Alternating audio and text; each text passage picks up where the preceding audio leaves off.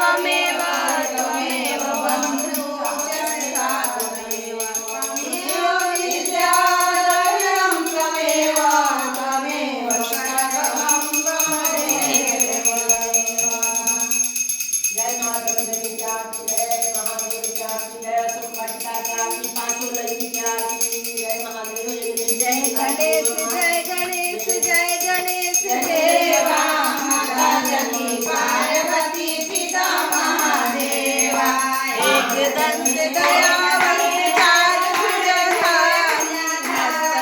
हस्ती सोए सोए मोर के धारी अंधन को आँख दे कोढ़न को काया बांधन को पुत्र दे निर्धन को माया हार चढ़े फूल चढ़े और चढ़े मेवा लड्डुअन का भोग लगे संत करे सेवा दीनन की लाज रखो शंभु सुतवारी कामना को पूरा करो जग बलिहारी। हर हर महादेव।